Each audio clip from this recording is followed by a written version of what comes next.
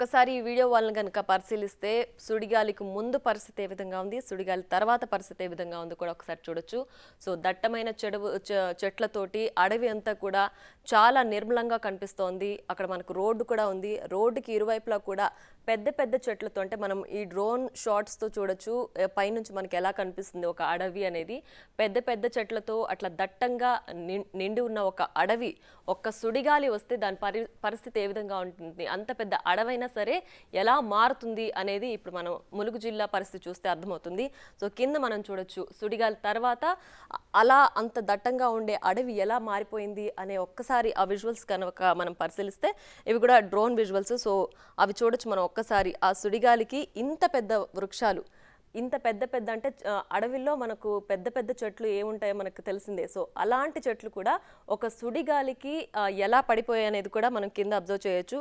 So ఆ సుడిగాలి తీవ్రత ఏ విధంగా ఉంది అనేది ఒక్కసారి ఈ చెట్లు పడిపోయిన ఆ విజువల్స్ చూస్తే మనకు ఒక అంచనా వస్తుంది.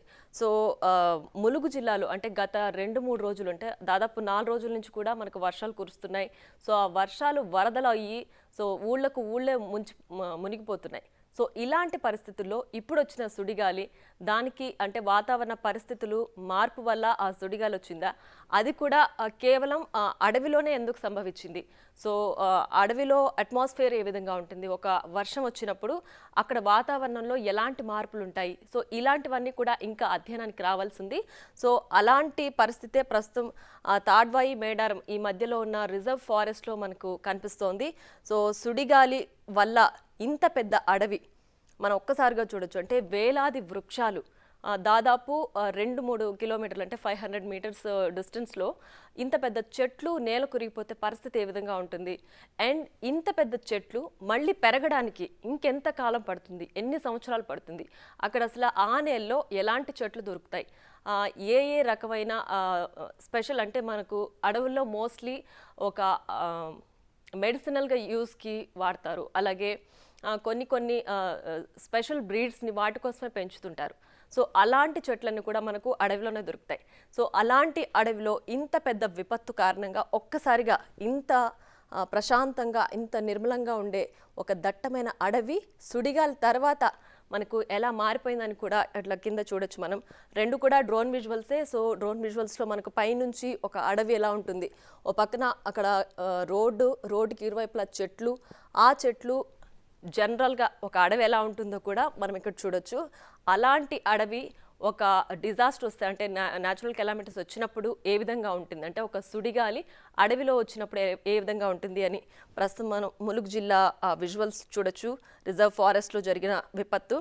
సో ఇలాంటి పరిస్థితి అసలు ఎప్పుడు వస్తుంది, జనరల్గా వాతావరణం చేంజెస్ అంటే వర్షాకాలంలో ఏ విధంగా ఉంటుంది, అడవిలో అట్మాస్ఫియర్ ఏ విధంగా ఉంటుంది, సో ఇవన్నీ కూడా ఒక అధ్యయనం చేసిన తర్వాతే ఈ సుడిగాలికి కారణాలు ఏంటి అనేది మనకు తెలిసి వస్తుంది.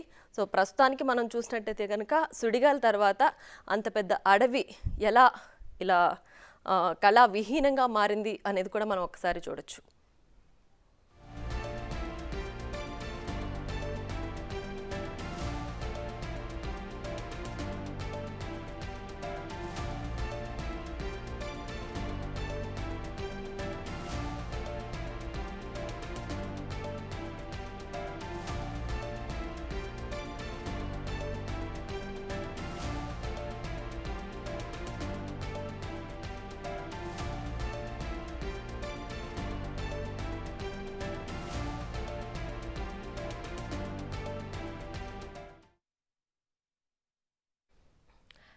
మేడారం తాడ్వాయి మధ్య రిజర్వ్ ఫారెస్ట్లో ఒకే చోట 3 కిలోమీటర్లో ఎంత పెద్ద మహావృక్షాలు నేల కొరిగిపోయాయి అనే విషయం మనం ఇప్పుడు వీడియో వాల్ పైన చూపించే ప్రయత్నం చేస్తున్నాం.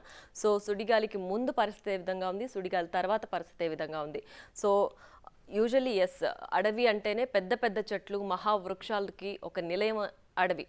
సో అక్కడ అడవిలో కేవలం చెట్లే కాదు, ఈ చెట్లు చాలా ప్రాణులకి జీవనాధారం. సో అలాంటి చెట్లు అంటే ఒక స్పెషల్గా పెరిగే చెట్లు లేదంటే నార్మల్గా అయినా కూడా అడవిలో ఉండే వాతావరణానికి కొన్ని చెట్లు మాత్రమే పెరుగుతాయి. సో అలాంటి చెట్లు అంత పెద్ద మహావృక్షాలు ఒక్కసారిగా సుడిగాలికి నేల కొరిగిపోతే పరిస్థితి ఏ విధంగా ఉంటుంది? సో మనం ఇక్కడ రిజర్వ్ ఫారెస్ట్లో చూడొచ్చు ఆ డ్రోన్ విజువల్స్ ద్వారా. సో ఇంత పెద్ద మహావృక్షాలు ఒక్కసారిగా నేల కొరిగిపోయి అన్నీ కూడా ఒకటే ప్రాంతంలో పెద్ద చెట్లు కింద పడిపోవడం అనేది సో మనం ఇప్పుడు చూస్తున్నాం. బట్ ఈ సుడిగాలి అసలు ఎందుకు వచ్చింది, ఇక్కడే ఎందుకు జరిగింది, అండ్ ఇప్పుడు అడవిలో ఎందుకు జరిగింది అనే విషయాలు కూడా మనకి ఇంకా తర్వాత తెలియరావాల్సింది సిద్ధి.